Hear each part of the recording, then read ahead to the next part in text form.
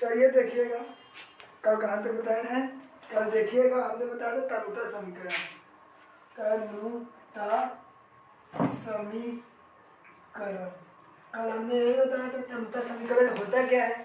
तनुता समीकरण क्या होता है? जब किसी भी विलयन में आप क्या बढ़ाएंगे, विलायक की मात्रा बढ़ाते हैं, उसी को क्या कहा जाता है? तनुता समीकरण।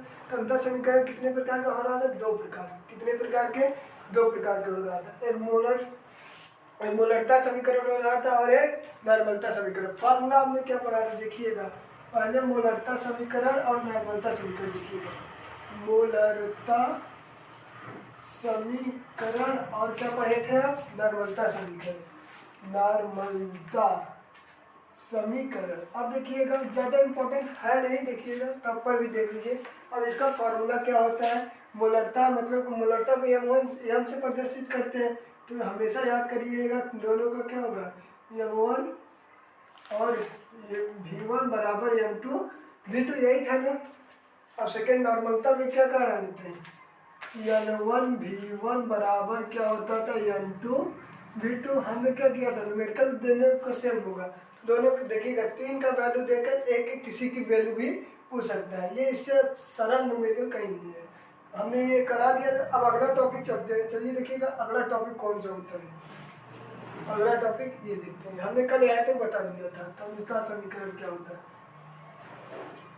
चलिए देखिएगा आगे एक नया टॉपिक यहाँ शुरू करते हैं, उदासीन समीकरण।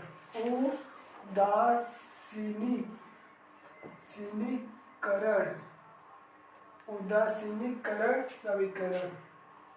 समीकरण। उदासीनी समीकरण, न्यूट्रलाइजेशन इक्वेशन, इसको इंग्लिश में क्या कहा जाता है? न्यूट्रलाइजेशन इक्वेशन कहा जाता है। अब देखिएगा उदासीन, अब देखिएगा पहले इससे रिलेट मत करिएगा। आपने क्या देखा था? आम्ल और क्षार देखा है ना, आम्ल क्षार। जब आम्ल और क्षार आपस में बन जाते हैं क्या हो जाता है? न्यूट्रल हो जाता है, लवण बन जाता है। अब देखिएगा बस उसी से डिफिनीशन याद करिएगा, वो होता क्या है। देखिएगा जब क्या करिएगा, देखिए एक बार समझ लीजिए, जब आम्ल की ग्राम तुल्यांक और क्षार के ग्राम तुल्यांक की मात्रा दोनों क्या होगा, समान हो जाएगा, तो उसे क्या कहेंगे? उदासीन समीकरण कहेंगे, न कि उदासीन। और जिस संख्या में जिससे हम उस समीकरण को प्रदर्शित करेंगे उसी को क्या कहा जाएगा? उदासीनी समीकरण। समझ में आ? देखिएगा कहते क्या है, जब किसी विलयन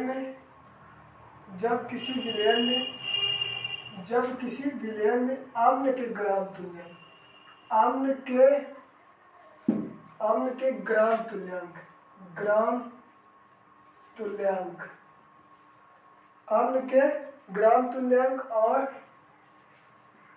क्षार के ग्राम तुल्यांक, आम्ल के ग्राम तुल्यांक और क्षार के ग्राम तुल्यांक, ग्राम तुल्यांक या तुल्यांकी की मात्रा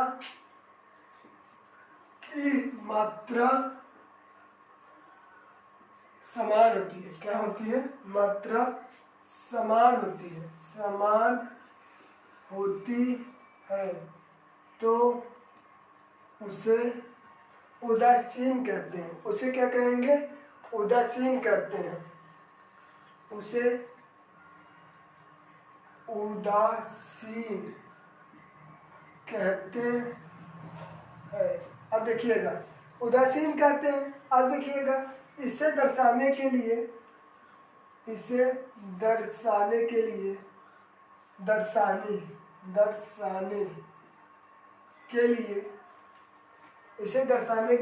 जिस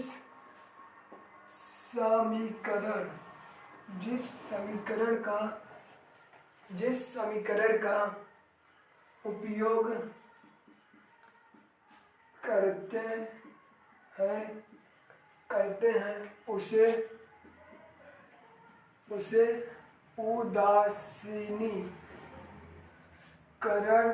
उदासीनीकरण समीकरण कहते हैं।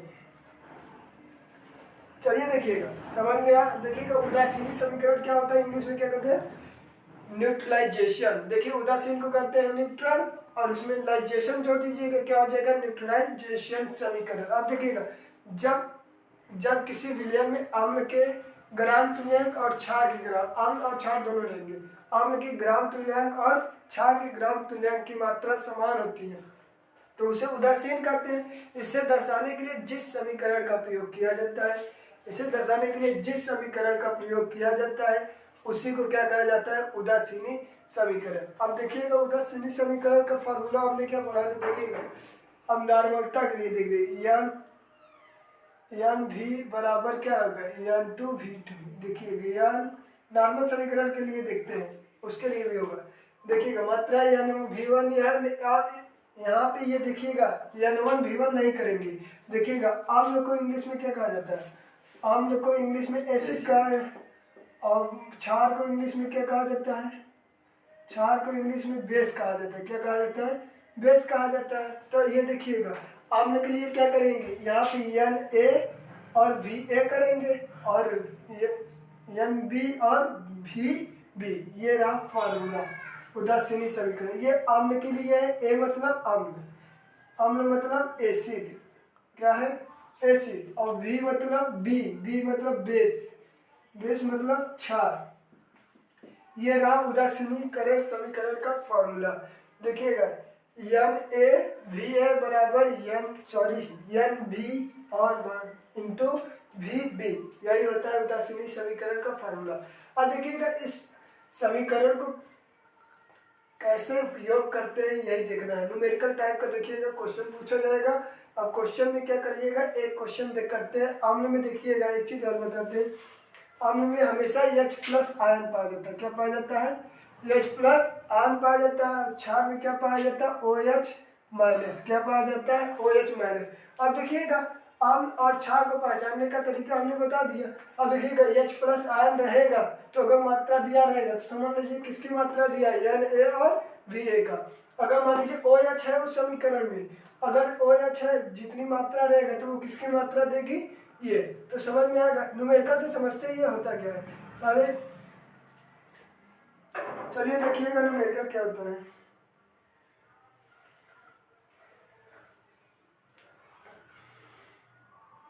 यही ऊपर देख लीजिएगा,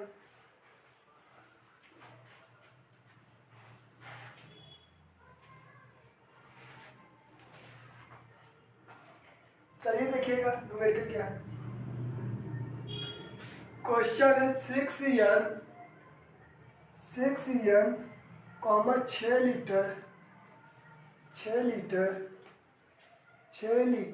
MgOH का होल ट्वाइस, MgOH का होल ट्वाइस विलयन पूर्णतः उदासीन करने के लिए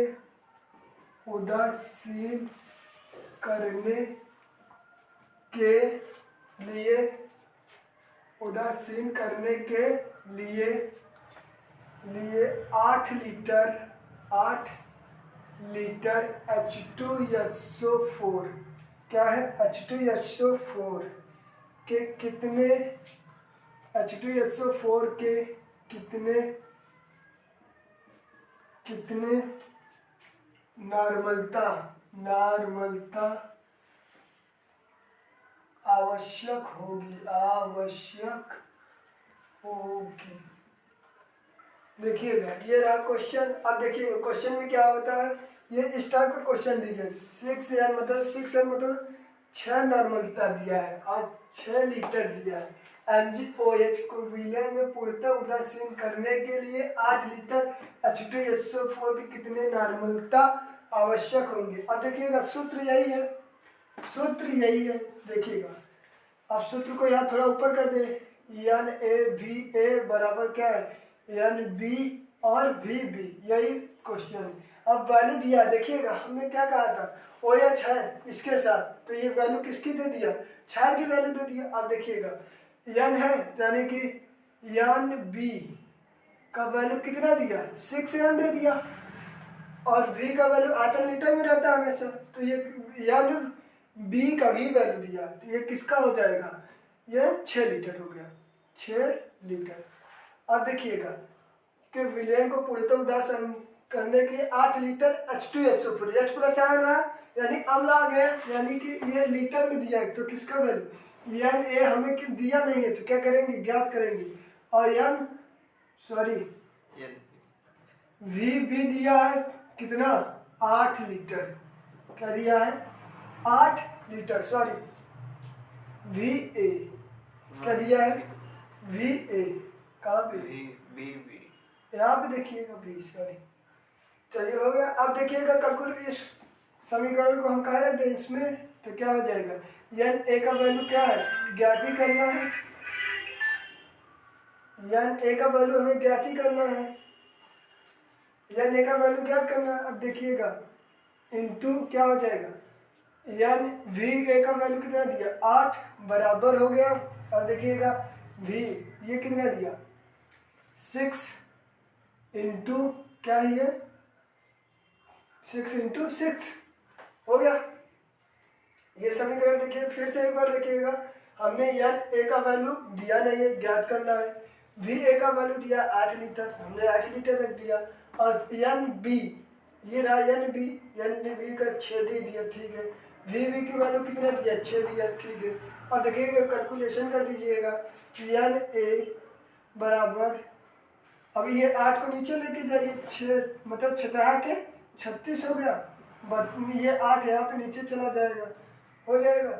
अब देखिए करना क्या है एन ए काट दीजिएगा 8 चौक 32 और ये 36 में भाग दे दीजिएगा, नहीं काट दीजिए 2 चौके 8 और यहाँ काटेंगे कितना आ जाएगा 2 एक कम 2 2 अट्ठे 16 ये आ जाएगा 18, फिर काटेंगे 2 से 2 दूना के 4 फिर काटेंगे 9 हो जाएगा तो कितना आ जाएगा 2/9 भाग दे दीजिएगा 2 चौके 8 एक बचा दशमलव लगाएंगे 0 उतारेंगे 20 हो जाएगा, कितना होगा 4.5 एन की आवश्यकता होगी। यही रहा आपका आंसर फॉर दिस क्वेश्चन, समझ में आया। अब देखिएगा फिर से देखिएगा क्वेश्चन अम्ल और क्षार का कुछ इस टाइप का पूछा जाएगा, कुछ इस टाइप का पूछा जाएगा तो हमने क्या कर दिया सबका वैल्यू जो दिया था हमने उस वैल्यू को रखा और कैलकुलेशन कर दिया, क्या आ गया ये आंसर आ गया, हमने एक क्वेश्चन करा दिया। अब इसी टाइप का क्वेश्चन पूछा जाता है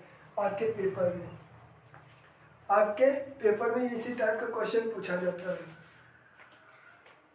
चलिए देखिएगा नेक्स्ट टॉपिक क्या होता है मिश्रण की मोलरता। मिश्रण में क्या होंगी ये ढेर सारा देगा, अम्ल भी देगा क्षार भी देगा।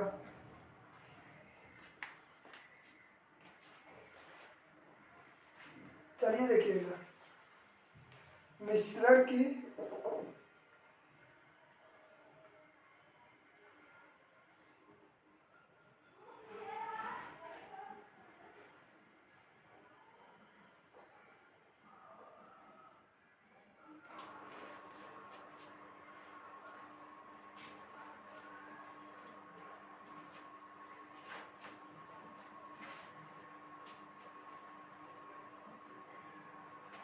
देखिएगा अगला टॉपिक इसी से रिलेटेड है मिश्रण की नॉर्मलता। क्या देखेंगे मिश्रण की मोलरता देख लीजिएगा, मिश्रण की मोलरता। अब मिश्रण की नॉर्मलता होती है, अभी देखिए करते हैं पहले मिश्रण की मोलरता क्या होती है।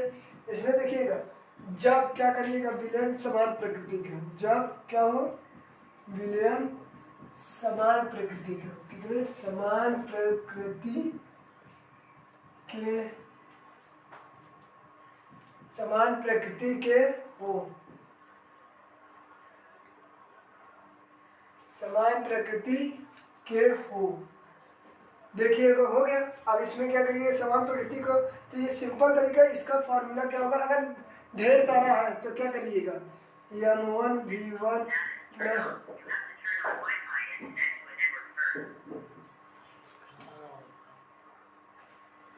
देखिएगा m1 v1 हो जाएगा, क्या हो जाएगा m1 v1। अब ढेर सारा भी लेना तो क्या हो जाएगा मिश्रण के लिए m2 v2 प्लस क्या हो जाएगा m3 v3, ऐसे चलता चलता चलता चलता इनफाइनाइट तक जितना भी दिया रही m v हो जाएगा। अब ये देखिएगा प्लस और आयतन क्या हो जाएगा v1 plus v2 plus v3 infinite चलते चलते क्या हो जाएगा वी एन। ये किसका फार्मूला है? नॉर्मलता समीकरण के लिए फार्मूला है। किसके लिए है? नॉर्मलता समीकरण के लिए फार्मूला है, सॉरी मोलरता समीकरण के लिए फार्मूला है। चलिएगा अब इसका नॉर्मलता समीकरण वाला भी देख लीजिए, इसके लिए नॉर्मलता समीकरण वाला भी देख लीजिए।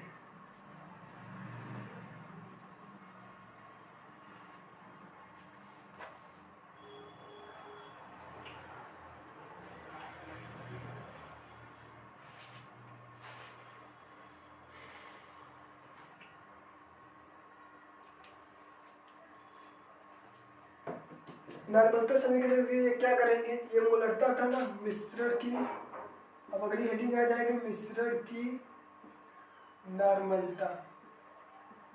मिश्रण की नॉर्मलता ये क्या होगा? इसकी फार्मूला जहाँ m1 था वहाँ क्या हो जाएगा n1 v1 plus n2 v2 plus n3 v3 dot dot dot dot dot क्या हो जाएगा n और vn। ये इनफाइनाइट तक प्लस क्या हो जाएगा v1 plus v2 plus v3 dot dot dot dot क्या हो जाएगा vn। ये रहा इसका फार्मूला। चलिए देखिएगा, ये क्वेश्चन करते हैं तब आपको समझ में आएगा ये फार्मूला का यूज कैसे करते हैं। लिख लीजिएगा।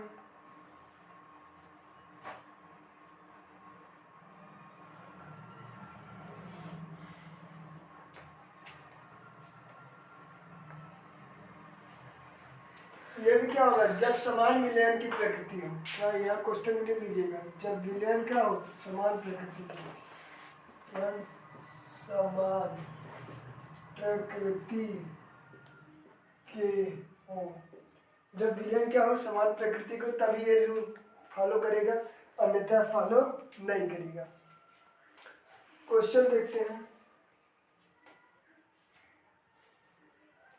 चलिए क्वेश्चन देखते हैं कैसे करेंगे।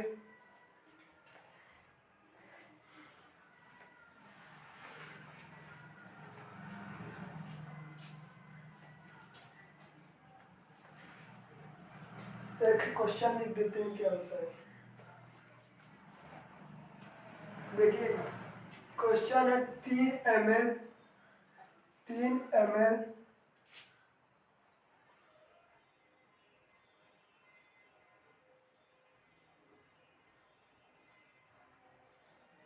ml comma 50 ml comma HCl। क्या है? HCl 3 ml comma 50 ml HCl विलयन क्या है? विलयन m/10 ml क्या है? m/10 100 ml H2SO4 विलयन H2SO4 विलयन तथा क्या हो जाएगा? H2SO4 विलयन तथा यम 150 ml HNO3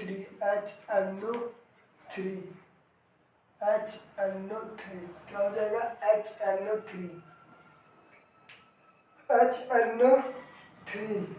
विलयन को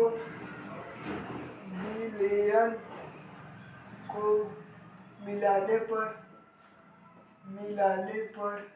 HNO3 को विलयन को मिलाने पर प्राप्त विलयन की मोलरता बताइए। क्या होगा? प्राप्त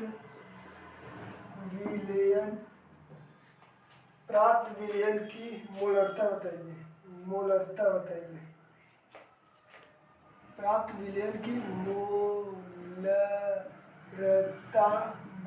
बताइए।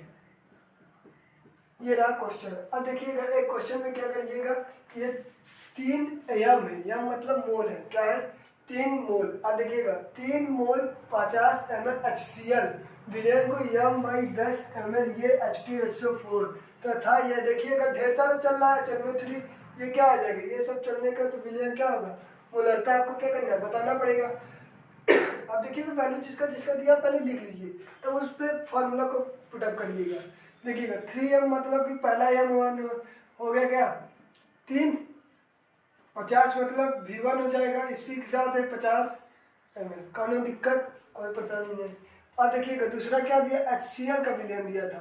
और दूसरा क्या है, ये m1 कितना दिया, m2 कितना दिया 10, और v1 कितना दिया, ये m2 का वैल्यू दिया, किसका, m2 का। अब देखिएगा m/10 और v2 का वैल्यू कितना दे दिया 100 ml, कितना दिया 100 ml, H2SO4 दिया। अब तीसरा देखिएगा ये कितना दिया, m/ कितना दिया 5 × 150, कितना दिया 150, ये v का वैल्यू दिया। ऐसे लिखिएगा m3 बराबर, और क्या हो गया 150 लिखिएगा, v3 कितना हो गया 150, हो गया, समझ गया। अब हमने फार्मूला क्या बताया था कि m1 v1 plus m2 v2 plus m3 v3, और भी हो सकते हैं डॉट डॉट mn और vn, बटे क्या पढ़ा था v1 plus v2 plus v3 dot dot dot dot vn, यही था, ये हमने वो बताया था। अब सबका पुटअप करेंगे वैल्यू। अब क्या करेंगे, सबकी वैल्यू पुटअप करेंगे, होता क्या है, सबकी वैल्यू देखते हैं होता क्या है। हो गया, चलिए देखते हैं। m3 कितना दिया, ये m1 3, और v1 कितना दिया 50, कोई दिक्कत, प्लस, हो गया। अब देखिएगा जहाँ m2 है इसे 1 मान सकते हैं, m हटा के m2 की वैल्यू 1/10, इससे कोई मतलब नहीं, यहाँ क्या करिएगा 1/5 कर दीजिएगा, कोई दिक्कत नहीं, प्लस m2 का वैल्यू 1/10 इंटू कितना हो जाएगा v2 की वैल्यू 100 दे दिया, कोई दिक्कत नहीं, प्लस अब इसका वैल्यू रखेंगे 1/5, और v3 कितना दिया 150, कितना दिया 150, अब बट्टे क्या कहा v1 सबका आयतन रखना पड़ेगा, आयतन कितना है इसका, पहले 50 है, फिर उसके बाद कितना है v2 की वैल्यू 100 है, फिर v3 की वैल्यू कितना है 150 है, हो गया, इतना समझ में। अब क्या करिएगा, इसे काट दीजिए, 10 × 100 हो जाएगा, 5 × 15 यानी 30 हो जाएगा, और इससे पहले गुणा कर दीजिएगा, कितना होगा 5 × 3 = 15 यानी 150 प्लस 10 प्लस कितना हो जाएगा 30, बटे ये हो जाएगा 50 इंटू कितना हो गया प्लस 100 इंटू 150, 100 इंटू 150, इतना कर लिए। अब क्या करिएगा, सबको जोड़ दीजिएगा, कितना हो गया 1 50 60 30 80, 180 हो जाएगा। अब ये कितना हो जाएगा 250 मतलब 300 हो जाएगा, कितना आ जाएगा 300 हो जाएगा। अब हो गया, अब क्या करिएगा 1 0 से 1 0 कैंसिल कर दीजिएगा, कितना बचा 18/30, और फिर क्या करिएगा, फिर 2 से काट दीजिएगा, 2 9 18 और 15 आ जाएगा, यही आएगा। अब देखिएगा भाग दे दीजिएगा, हाँ 3 से काट, 3 × 3 = 9, 3 × 5 = 15, क्या हुआ 3/5 बचा। अब भाग दे दीजिएगा, 5 में कितने होगा 3 का भाग दे देंगे, 5 में कितने को भाग देंगे 3 का, दशमलव लगा लीजिएगा, 0 उतार दीजिएगा, तो 5 × 6 = 30, 5 × 6 = 30, यानी कि आंसर कितना है 0.6। और किस क्या पूछा था मोलरता, तो मोलरता को किससे लिखते थे यम। ये रहा आपका आंसर फॉर दिस क्वेश्चन, ये रहा। इस टाइप का देखिएगा न्यूमेरिकल हमने बता दिया। अब चाहिए कितना देर तक चले, चाहे जहाँ तक जाए, अब करिएगा।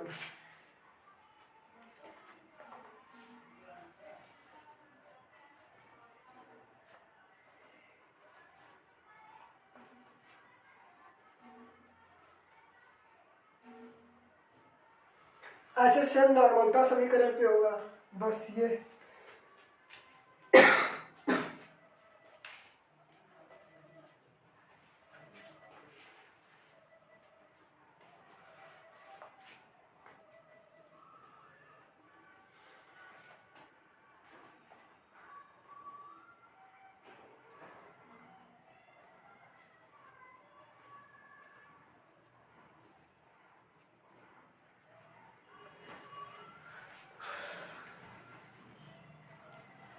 हो गया।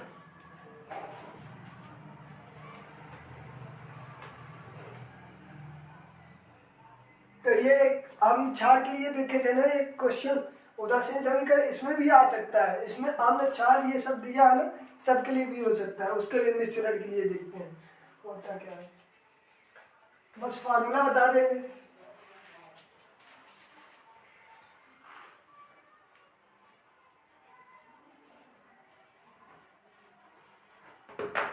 चलिए देखिएगा, मिश्रण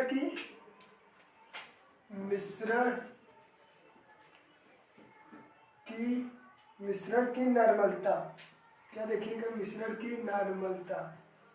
अभी इस नॉर्मलता ये किस कंडीशन पे देखेंगे, जब क्या हो, जब अम्ल और क्षार, जब अम्ल और क्षार दोनों उपस्थित हैं।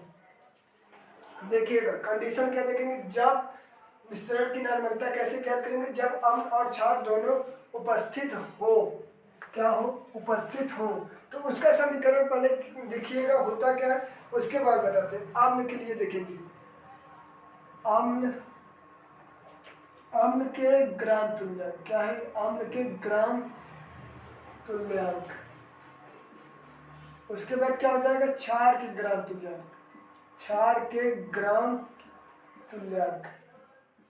फार्मूला से देखिएगा, अम्ल के ग्राम तुल्यांक और क्षार के ग्राम तुल्यांक। अब देखिए क्या हो जाएगा, इसे क्या लिखेंगे, NaVA, और इसे क्या लिखेंगे, NB और V। ये रहा, हो गया। इतना तो सबके समझ में आया होगा। अब चलिए देखिए फार्मूला क्या करते हैं, इसे क्या करिएगा, N1V1 plus N2V2 dot dot dot dot VN VN, ये हो जाएगा। अब क्षार के लिए क्या करिएगा, क्षार के लिए भी यही करिएगा, N1V1 प्लस क्या हो जाएगा, plus N2V2 plus dot dot dot VN। देखिएगा इसके सूत्र का मतलब अभी समझाते हैं। पहले अम्ल के लिए आपको ज्ञात करना है, फिर क्षार के लिए ज्ञात करना है। अभी ये क्वेश्चन नहीं होगा, फिर अम्ल और क्षार, अब उसके बाद परिणामी तुल्यांक ज्ञात करना है। परिणामी तुल्यांक क्या होता है, परिणामी तुल्यांक देखिएगा, NaVA माइनस कर दीजिएगा NB और VB, ये परिणामी तुल्यांक है। अब देखिएगा परिणामी तुल्यांक, अब एक फार्मूला और लिख लीजिएगा, होता क्या है, मिश्रण की नॉर्मलता क्या है, मिश्रण की नॉर्मलता क्या है, परिणामी तुल्यांक बटे कुल आयतन, क्या है, कुल आयतन। अब यहाँ पे आपका ये न्यूमेरिकल का फुल स्टेप हो जाएगा। क्या हो जाएगा, इतना देखिएगा, समझिएगा मिश्रण की नॉर्मलता। जब देखिएगा इस कंडीशन में क्या होगा, जब अम्ल और क्षार दोनों की मात्रा दिया हो, अम्ल और क्षार दोनों की मात्रा दिया हो, तो फॉर्मूला क्या लगाएंगे, पहले अम्ल का ग्राम तुल्यांक निकालेंगे, उसके बाद क्या निकालेंगे, क्षार के ग्राम तुल्यांक निकालेंगे, उसके बाद क्या निकालेंगे, परिणामी तुल्यांक। मतलब अम्ल में से क्षार को क्या करिएगा, माइनस कर दीजिएगा। माइनस करने के बाद अब क्या करिएगा, मिश्रण की नॉर्मलता ज्ञात करने के लिए परिणामी तुल्यांक बटे कुल आयतन, जितना आयतन दिए रहेगा, चाहे अम्ल क्षार दोनों का लिख के क्या करिएगा, काट पीट देंगे तो क्या आ जाएगा, आंसर हो जाएगा। ये रहा आपका इतना टॉपिक खत्म हुआ। विलियम के अगर साइड बुक से पढ़ते तो एक पार्ट खत्म हो चुका, अब नया पार्ट चलेंगे। अब कौन सा चलेगा, नया पार्ट चलेगा।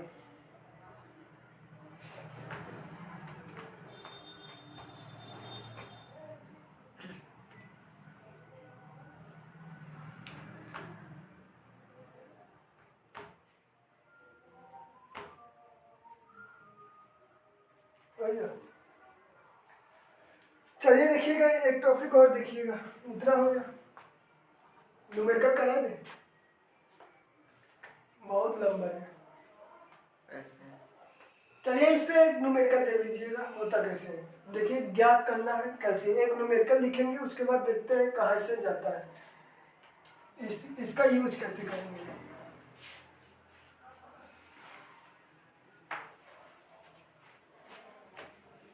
चलिए एक न्यूमेरिकल देख लीजिएगा, इस पे होता कैसे है।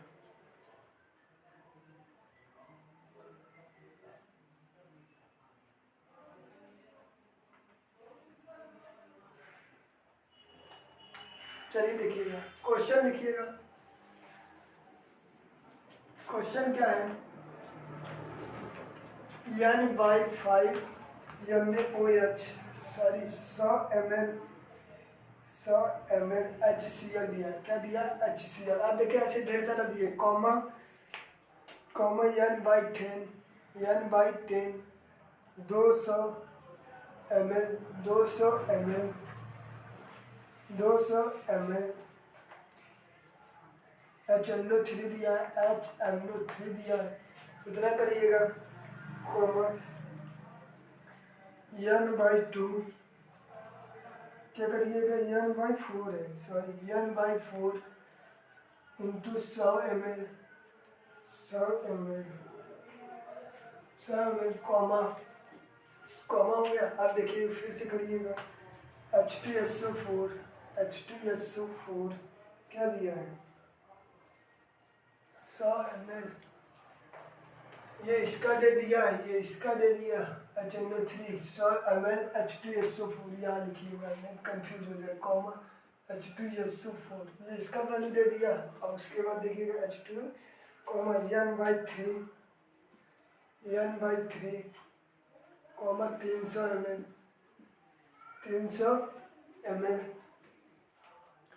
300 ml NaOH क्या दिया, NaOH, फिर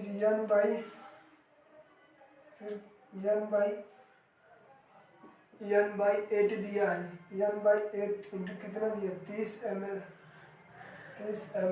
KOH दिया है। क्या दिया, KOH दिया। उसके बाद कॉमा N/5 90 ml दिया, कितना दिया है, 90 ml MgOH का होल ट्वाइस, MgOH का होल ट्वाइस, तो विलियन की मिलाकर बनाए गए हैं।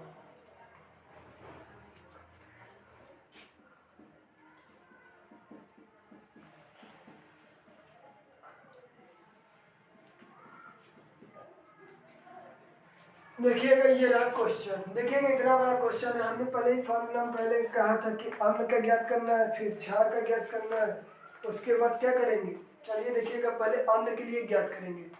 अम्ल के लिए क्या था, अम्ल के लिए ये जितना देखिएगा H+ दिख रहे हैं, क्या है, अम्ल है। तो क्या करिएगा, 1/5 दिया है, मतलब n की जगह पे हो जाएगा, इंटू क्या हो जाएगा, 100 हो जाएगा, प्लस और ये देखिए 1/10 इंटू क्या है, 200 है, प्लस और ये क्या है, 1/4 कितना है, इंटू 100 में, यही है। अम्ल का ज्ञात करेंगे, काट देंगे, कितना आएगा, 5 दूनी के 10 20 हो जाएगा। इसे काट देंगे, 10 दूना के 20 हो जाएगा। इसे काट दीजिएगा, 4 दूना के 8 कितना बचा, 2 4 पंजे 20 25 आ जाएगा।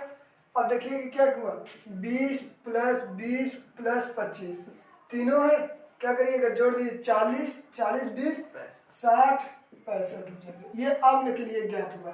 फार्मूला पे चलिएगा। अब क्षार के लिए ज्ञात करेंगे। क्षार के लिए क्या है, 1/3 इंटू क्या है, 300 प्लस NaOH दिया है, अभी 1/8 कितना दिया, 30 ml हो गया। अब क्या करिएगा, KOH प्लस कर दीजिएगा 1/5 और यहाँ इंटू क्या कर लीजिएगा, 90, सारे वैल्यू रख दिए हमने। यहाँ पे क्या करिएगा, चलिए ठीक है, इसे काट दीजिएगा, 3 एकम 3 100 हो जाएगा। इसे काट 8 त्रिक 24 कितना है, यहाँ पे क्या करिएगा, चलिए काट दीजिएगा, डिवाइड करिएगा, 30 में 8 से डिवाइड करिएगा, 8 त्रिक 24, 6 बचेगा, दशमलव लगाएंगे, 0 उतरेगा, 0 उतरेगा, 8 अठे 64, 8 क्या 16 थी 24, 8 चौक 32, 8 पंच 40, 8 छः 48, 8 सत्ते 56, कितना जाएगा 56 जाएगा, 4 बचेगा, कुल मिला के 3.7 आएगा, कितना आएगा 3.7 नियर अबाउट, इसे काट दीजिएगा, कितना आएगा 5 एक कम 5, कितना उतर जाएगा 4, और यहाँ क्या हो जाएगा 0 लगा 5 अठे 18 हो गया। अब इसे तीनों को जोड़ दीजिएगा, 100 इंटू 3.7 प्लस क्या हो जाएगा 18, जोड़ दीजिएगा कितना 118 और 3 21, 121.7, ये रहा छार के लिए ज्ञात किए हैं।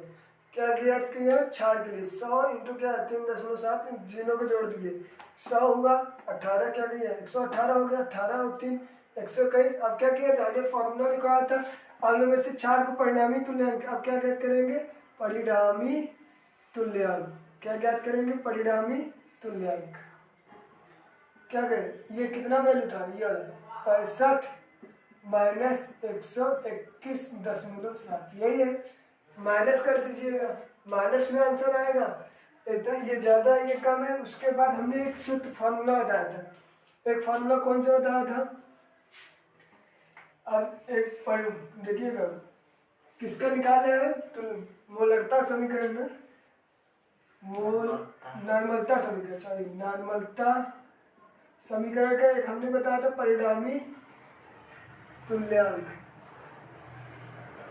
बटे क्या होता था कुल आयतन, कुल आयतन। अब देखिएगा इसमें से इसमें माइनस कर दीजिएगा, जो आंसर आ गया परिणामी तुल्यांक, और जितने भी आयतन रखे 100 200 ये 330 ये 90, कुल रखने के बाद जोड़ने के बाद क्या करिएगा डिवाइड कर भाग दे दीजिएगा या डिवाइड कर दीजिएगा, क्या आ जाएगा आपका आंसर आ जाएगा। इस टाइप का कुछ ये क्वेश्चन होगा। ये देखिए ज़्यादा प्रोसेस है, हमने बता दिया कैसे होगा इतना। यहाँ पे क्या करिए इसे घटा दीजिएगा, घटाने के बाद ये परिणामी तुल्यांक आ जाएगा, माइनस का रख दीजिएगा, कुल आयतन का है तो जितने आयतन है अम्ल और क्षार में सबको जोड़िएगा, जोड़ने के बाद क्या करिएगा उसे डिवाइड कर दीजिएगा, डिवाइड करने के बाद जो आंसर आएगा वो आपका आंसर सही आएगा। समझ में इस टाइप का क्वेश्चन होता है। अब बाकी नेक्स्ट टॉपिक कल चलेगा अणुसंघ गुणधर्म। ये होता क्या है, इसमें 4 टॉपिक होते हैं, परासरण था, हिमांग अवनमन, क्वथनांग उन्नयन, वाष्पदाब अपेक्षित अवनमन, यही 4 टॉपिक पढ़ना है। उसके बाद क्या पढ़ना है हेनरी का नियम और गैस नियतांक पढ़ेंगे, ये आपका चैप्टर क्या हो जाएगा फिनिश हो जाएगा। समझ में आया, आज के लिए बस इतना है।